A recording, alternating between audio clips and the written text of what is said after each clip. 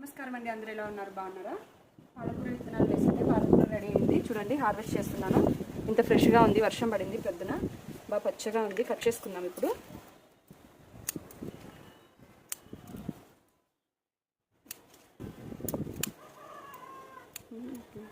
ఇవి ఇలా ఆకులాకులు మనం కట్ చేసుకున్నామంటే మరి కింద ఉన్నాయి, ఇవి చిన్నవి, మరి పెరుగుతాయి. ఇవి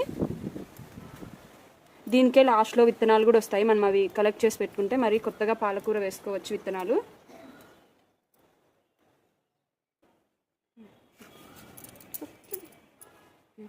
మరి ఇదిలో మెంతి కూర కూడా వేసినాను. చూడండి ఎంత బాగా వచ్చిందో. ఇది కూడా హార్వెస్ట్కి వచ్చింది.